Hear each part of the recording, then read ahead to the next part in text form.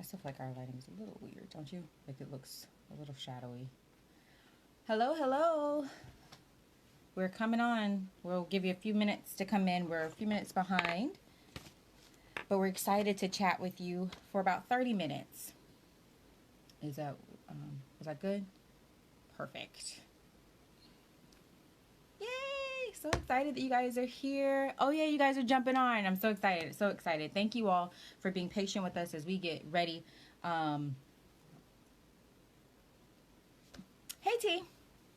Let me know if it's too dark, like if we need to kind of adjust our lighting. We're using natural lighting right now. So let me know if we need to adjust that. But we are super excited. Are you excited to be here? I'm excited. You got a little... Nope, didn't get it. I'll get that for you. Okay. Sorry. There you go. Eyelash gone. Thank you. Welcome. All right. Perfect. Hey, Toya. Did you see their messages? So they're oh, hey, y'all. So we are going to go ahead and get started. And like we said, this is Father's Day weekend. So we're really excited to have a conversation about what fatherhood means, tips for being present, and navigating different personalities. But just in general, also just what it's like to be a father now than what it was when we were kids, right? If you remember my conversation with my mom last month for Mother's Day, we had a lot of fun. And so I thought it'd be fun to bring my partner on to talk about how we parent, the differences that we navigate in our personalities, because we do parent differently, but we parent together though. I would say we parent together. Yeah, of course. Yes. Of course. So if you guys don't know, this is Robbie. This is my husband. Hi, everyone. This is the behind the scenes guy. He kind of helps make everything great. And we're actually going to get a little closer, bub, because I really feel like we're not in the... Yeah. So let's just lean in a little bit. That's perfect. Okay, great. You guys ready? Oh, he wants me to lean in more. There we go. Hey, love. Hey, babe. Hey, Karen. Okay, ready? Let's go. All right. So let's start. So why don't we start with what fatherhood means to you? Yes. So fatherhood... Let me take this thing out. So fatherhood is it's like it's a grand adventure. It's a massive responsibility. It is probably... Loves talking about my lean. Hey, Britt. It's probably, I would say it's something I find to be very engaging, to be very taxing, but at the same time it's also energizing. So it has this weird where you can always just like anything that you have passion for, you care about, you put a lot of energy into, and as a result of it, you should get tired, but at the same time, because you know that it's going to, it's a great value, and it's important not just to us but to God. Sorry, Ashley's telling me that I need to scoot closer to him. Why don't we just do it like this the rest of the time? So that being said, I think fatherhood is probably one of the. It has been my dream since I was a young child. Tell him the story. Tell him the story. That your mommy told me. Okay, he may not remember. Okay, so when I started dating Rob and, just getting to know his family, and Mom Jane is really amazing. And she was telling me a little bit about the guy that I was dating and getting to know. And one of the things that she told me is that Robert had some very clear goals from when he was young. And we're talking about like 5 or 6 years old, young. And one of his goals was to be a dad, to be a father. And his other goal was to be a systems programmer. And I mean, I don't know about y'all, but that is just so mind-blowing to even think about. But everything that Rob had on this goal list, he's accomplished, including fatherhood. And I think that God giving him that purpose so young has really, really, really played an integral role with how intentional he is with our children now. So I just wanted to put that out there, that Rob has always wanted to be a father. And so I think that Rob has always had this planner spirit and this foundational spirit of, building who he is for who he's going to raise. And I think that's super important. So I'm sorry for cutting you off, but I wanted to know the story. Also, fatherhood is always a work in progress. And so one thing that I did kind of throughout my life is always observe fathers. Was my grandfather, my grandfathers, my fathers, people I aspire to be like or that I admire.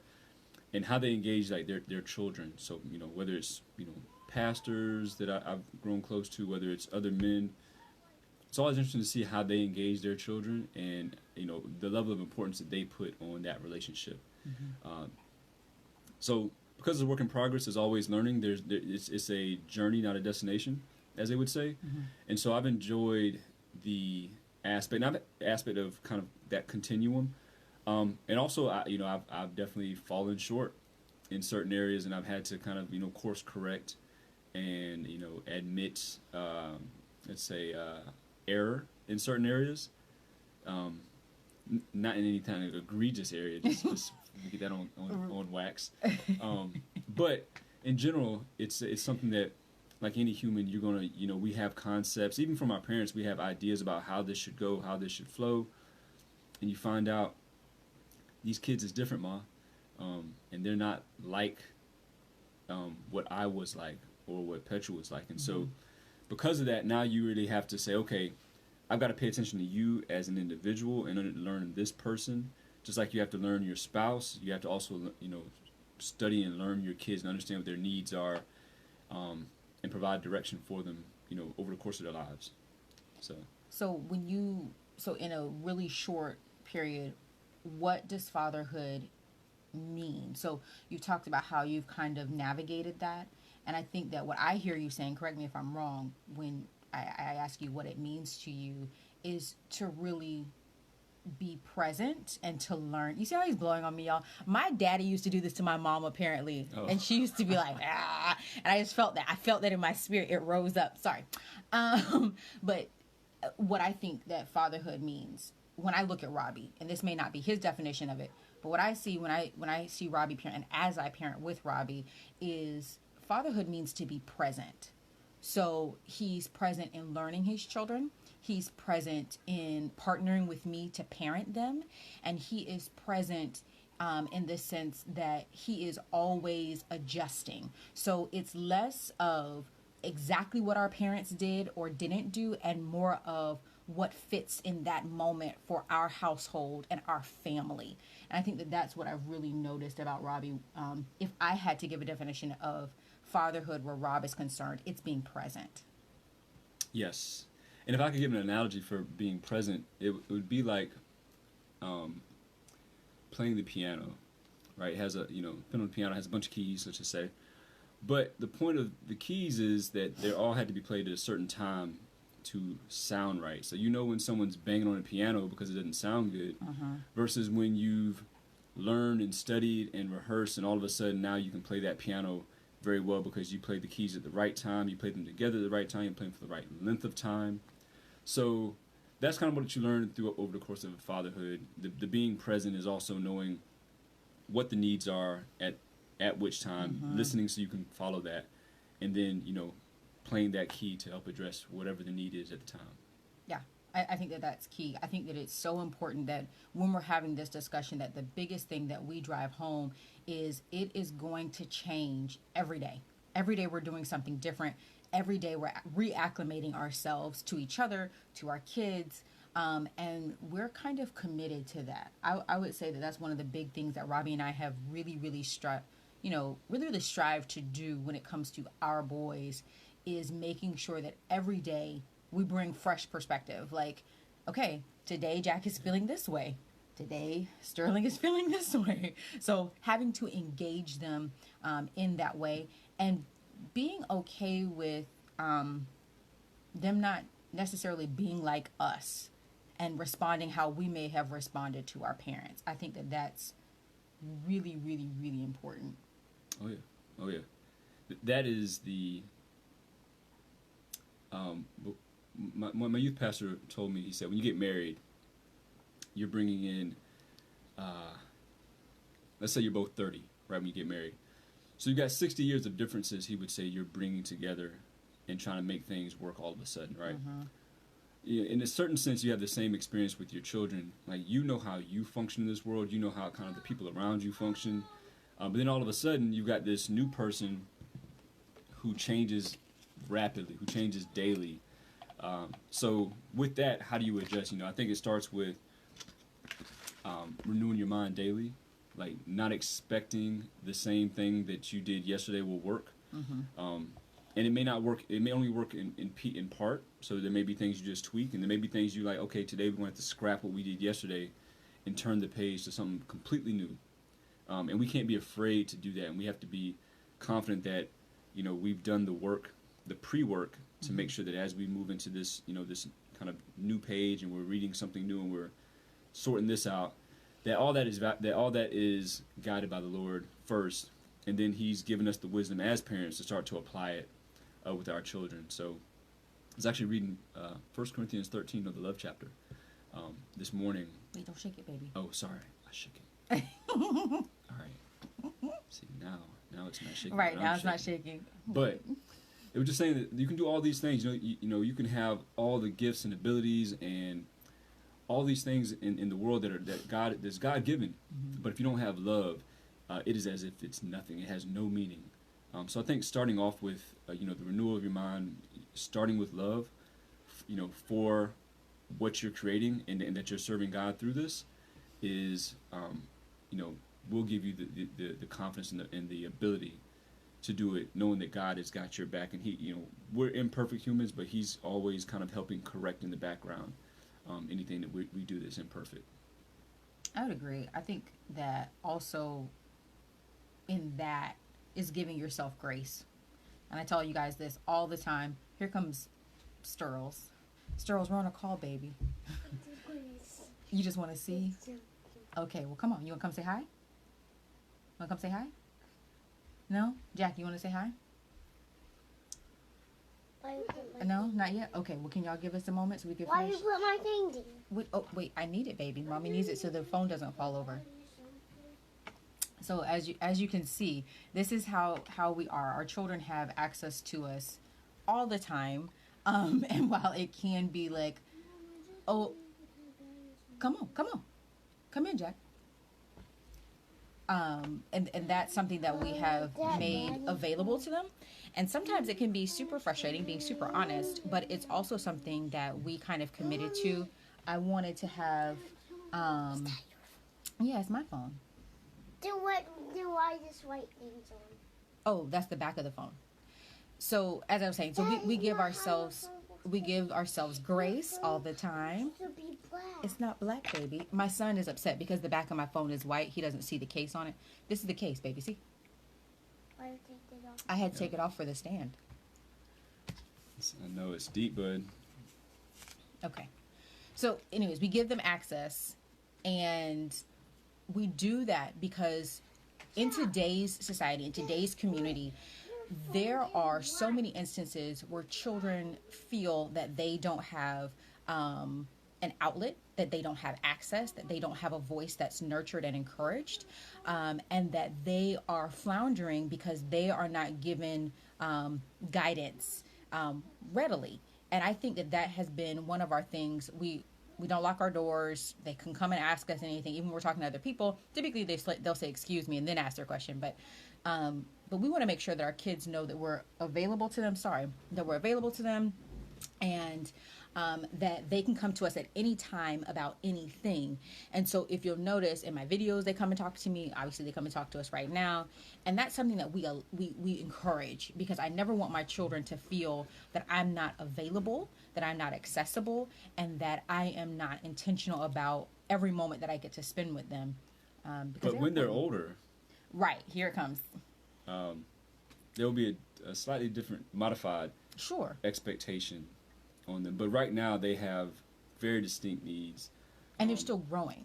And it's COVID, y'all. Like, we can't really, we want to make sure we're shaping them and molding them. And right now this is prime time for all that. Mm-hmm. So, And again, as some of you, if you follow me on Instagram, which I hope that you are, we're doing renovations here. And so you can follow along on our renovation vlog over there. And so actually during COVID, we're having this major renovation to the house, which means that all four of us are together in one bedroom all the time. So it has been a process for sure, constantly. But I don't know, would you agree with having this time with them has actually been really good for us to learn even more about our little people. And I think that they even feel more secure to always see us and to see our interactions, and to kind of just, we're there. Like, we're always, always there. We're not sending them somewhere else. No one else is teaching them or pouring into them. It's us. And I think it's grown Robbie and I, and challenged us in ways to be even more creative, more intentional, more present. But it's also equipped our children to just be more communicative, to be more flexible with us, and also just to really learn themselves, because they have the time now. There's no rush, there's no schedule. They have the time to learn who they are too. And I think that has been really good. I would agree. As an example, Sterling requires a daily water gun fight. So nearly daily water gun fight. So it's important to block off time for that. His day really doesn't go the same without some kind of significant physical activity.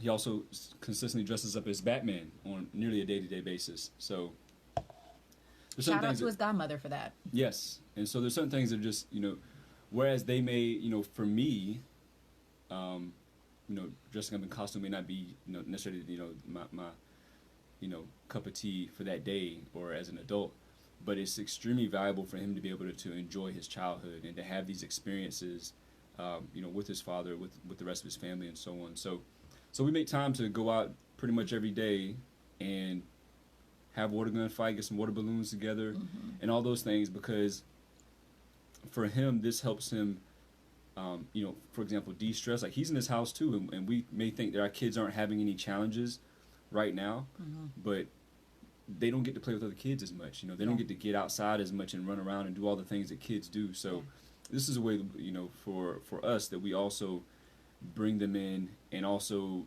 go out and engage with them, because whereas we can stay busy, the work will always be there. Right. They only get a short amount of time to be kids before they have to become adults, and that's what we're molding them to be. So we try to take advantage of that time as well, to spend time and spend quality time, and spend sometimes time doing what they want to do, not necessarily what we want them to do all the time. Right. So they're people. They should, they have a voice. Might not be as big as ours, but they do have a voice. And we have to listen to that voice and nurture what they hear, and nurture the things that are going to be important for them. Yeah, I think that's a really good point to what you were saying about doing some of the things that they want to do. There was a period that I would talk all the time, like, I'm training them to be men. I'm training them to just do all these things when they get older. And I kind of pulled back from that in the sense of, I really want my babies to be children and to enjoy their childhood. I teach them, and I give them tips, and I nurture them, and I comfort them, because those are the things that I think that will really get ingrained in their hearts and their spirits and their minds for when they are adults. But it's less focused for me on, I need you to be this type of man when you grow up, and more of, I want you to experience the fullness of life in its time. And so giving them an opportunity to not only do the things that they like to do within reason, but also giving them grace to explore what that looks like. It's less about everything that I want them to do and how I want them to do it, and more about, who are they? Who has God called them to be? What is their purpose? And how can I nurture and direct that with my husband, who I think is honestly the best father for my children. You heard that? The best. It's recorded. I would not have had children with anyone else. I can honestly say that. I mean, I first of all, I didn't even think I could have children, and then to have a husband like you has given so much peace and clarity to what my motherhood looks like. And I think that that's really special for me to witness, and also a big reason why I wanted to share Robbie with you all right now, because I don't think that I would be the mother that I am without the partner that I have. And so I think that that's really good. Thanks, babe. Oh, you're welcome. Bam. Look at that. Appreciate it. So we were talking about being present. What would be your tips if you had to give 3 tips for being present? How would you say to do that? Let's see. Okay. Let's say, so part of it's probably disconnecting from this, at least for a period.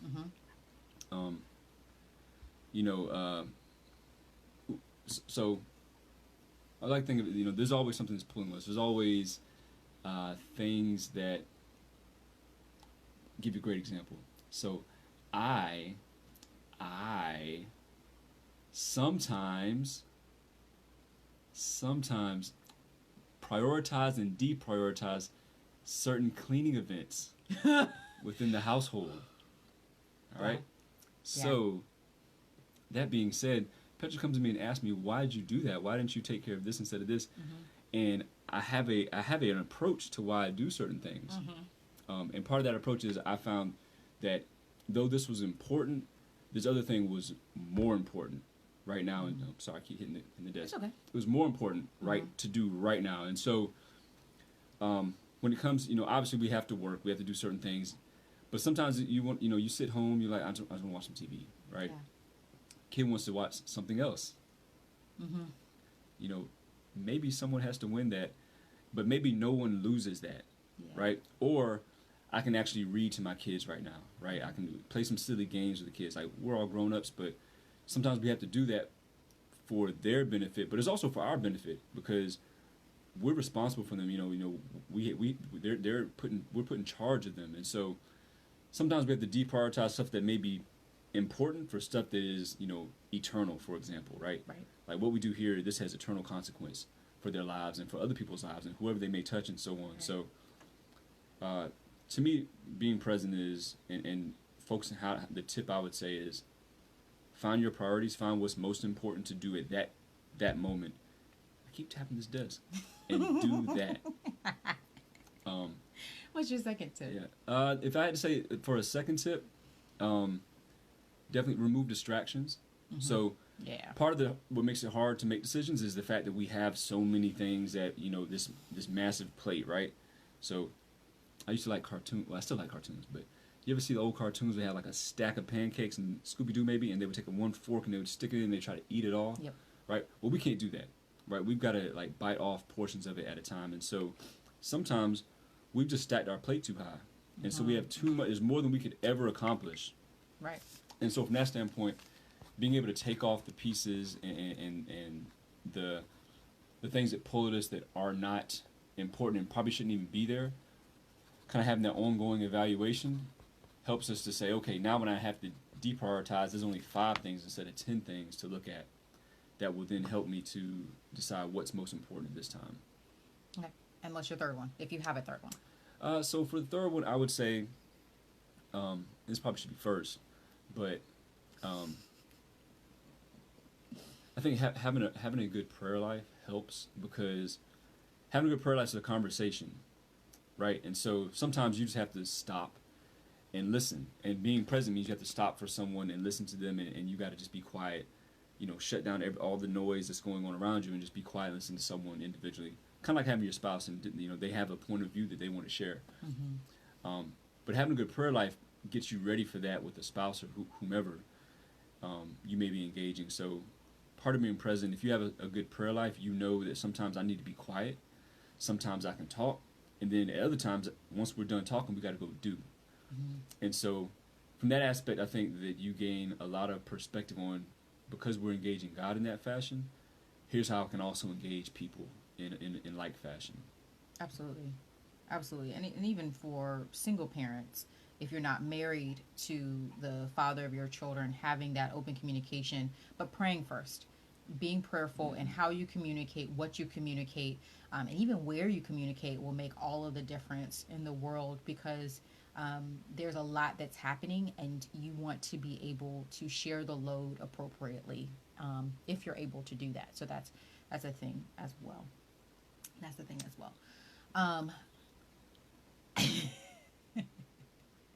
So one of the last things that I wanted us to talk about was navigating the different personalities. So again, going back to our discussion at the very beginning, where we've kind of decided that we're not necessarily going to do everything like our parents did it.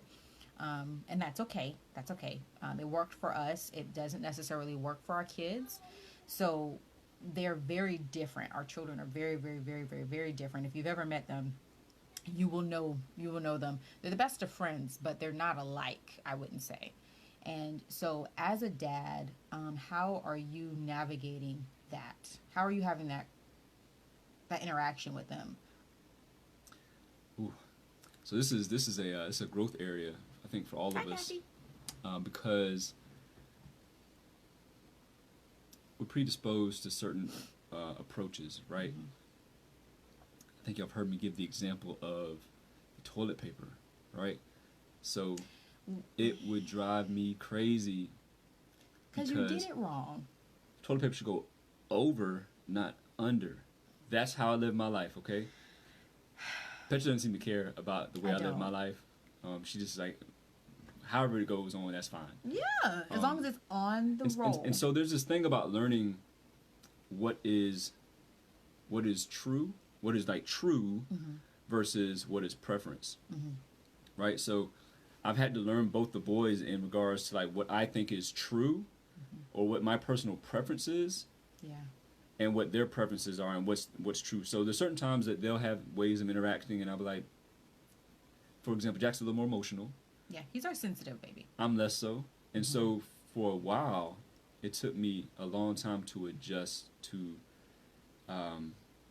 his emotion levels, you know, how emotional he is. And then Sterling is a little more, he'll probably be a man's man, right? He's probably going to have hair on his chest in a few days.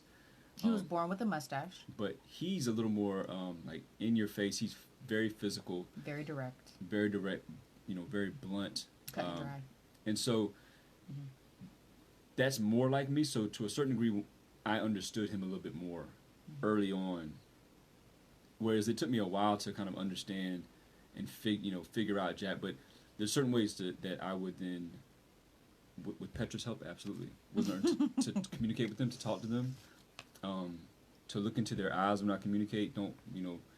Sometimes we are in motion and we're not stopping to kind of be present. And sometimes, okay, I'm at the door, I'm ready to go, stop, turn around, look at them.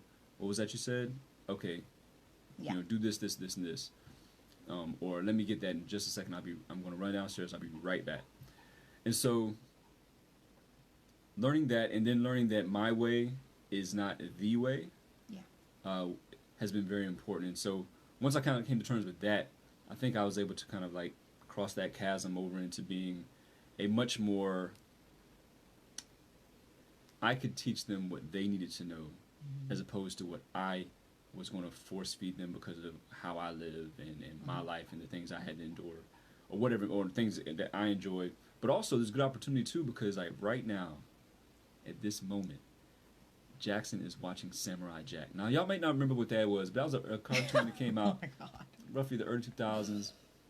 I'm able to share that experience with him now, and it's wonderful because we have these areas of commonality, but at the same time, I respect, appreciate, and I nurture our very unique differences because I know that that's what he's gifted with and what God's given him, and so it's my job to both help him, where we have common ground, we can engage, very heavily.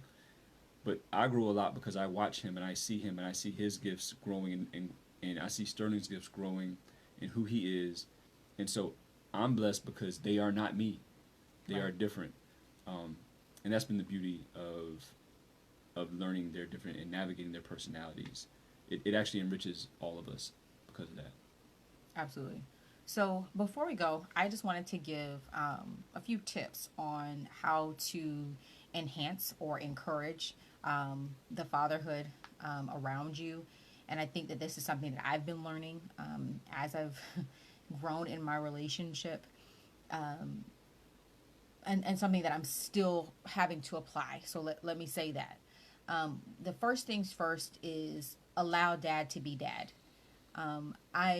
Robert makes it, he's really, really, really good about pointing out that his communication with Jack was a lot different because Jack's personality is a lot different. But I had to learn to step back and let him navigate that. And I think that a lot of times in the beginning, I was jumping in and trying to fix things and kind of trying to tell him how to do this. And this is what Jackson is expecting. But you have to let dad be dad and give them the opportunity to grow and nurture their own relationship. Because we don't know the intricacies of what it means to be a man. We don't know the intricacies of what it means to father. We don't know the intricacies of what it means to actually lead in that sense. Because we are creating and growing and nurturing leaders. We're doing it all differently than each other. But don't take that away from dad. Allow him to be dad. Give him that position. Nurture him in that position. And kind of just let him do his thing. If there are concerns that you have, like, oh, that wasn't really great, be calm when you're talking about it. Ideally, do it away from the kids so that you're not undermining him. Because I have done that. I can be honest. I have done like, oh my God, why did you do that? And I realized that's not helpful, because then my boys come to me and they're like, well, daddy did, you know. Great example. Yeah, go ahead. Because I think these always help. Sometimes the boys will fall down. And I'll look at them. Yeah. And wait. And sometimes for me, it's like, okay, I'm wondering if they're really hurt. But at the same time, I didn't know that hey, I'm still here. Sometimes you got to pick yourself up. Yeah. And it's not to say that, and mind you, a few weeks ago, Sterling fell off his scooter, and I ran and grabbed him, scooped him up, took him inside, bandaged him up, all that good stuff. Right. But just as men, we tend to see that a little bit differently, whereas mom is like, one time a guy clipped me playing basketball, and I thought my mom was going to come out of the stands. And so I looked to her, and I was like, stop. I'm okay. Yeah. Right? Which I expect from a mom. Right? And I also expect from a dad, like having that yearning to care, but also having the level of restraint to know that, hey, I'm growing into who I am. I can take care of this right now. And so we kind of, we've had a conversation around those scenarios. Sure. I think we've both grown to recognize, when to step in, and it changes. It does. It changes, but how we want to step in as a team, as individuals as well, and how we help them grow through those situations. Absolutely. So I think my next tip would be, just like I would say, let him be dad, is also allow him to be your partner in parenthood. It is not our responsibility to do it all by ourselves. We are not called to do that. And so allowing him into your space of, this is how I would like to parent, this is how I would like for us to communicate with our children, that's really important, because they can't read our minds, even though we would love for them to be able to. But just give them the grace to be your partner in this area. It is truly important and vital for your children to see that you can communicate effectively, even if you're not together. That's okay. I'm not saying that you have to be with your partner 24/7. You guys have to be in a relationship. That's not what I'm saying. I'm saying allow them to be a partner with you as a parent, because what we want to model to our children is both effective leadership and really quality communication. And those are the traits that we want them to take into adulthood. Because remember, how Robbie and I operate is less of we're force feeding their manhood down them, and this is how you're going to be when you're a man, and more of nurturing who they are as they gradually progress into that, because everything is seasonal. And so giving them grace and showing them things through our actions, I think, is so much more important. So showing them effective leadership and quality good conversation and communication is so key. So allow them to be your partner is big. And I would say the last thing to help and to be a help when we're talking about fatherhood with our partners is to give them grace. Because they're learning it just like you are. So the grace that you want to receive, make sure that you're extending it to them. Nobody's going to get it right every single time. No one is the perfect parent. And so certain expectations that we've placed on our partner, if we ourselves cannot meet them, my suggestion would be to let them go. And then as you guys are able to come back to the drawing board and figure out what goals you can accomplish together as parents. But give grace.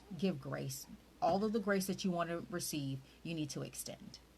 And the easiest way to give grace to is to plan how you're going to raise. So yep. It's easy to give grace when you've had that pre-conversation and suddenly in the moment to be like, what are you doing? Because it's going to be real hard to give grace then. Oh, yeah. But if you planned this, if you talked about it, if you've done the necessary prep work to figure out what's your approach, what's, his or her approach, and then come back into that with kind of a game plan. It's way more easy. Like, oh, I thought you meant this. Oh, okay. Well, at least we talked about it. I didn't realize I should have said that better. Sorry about that. We'll get that right next time. It gives you way better chances of giving grace, given how human we can be, when we're talking about raising our children. Yeah, I think that's key. Always, always, always over communicate, and then do it again. Do it again, do it again, do it again. No one can read the other person's mind.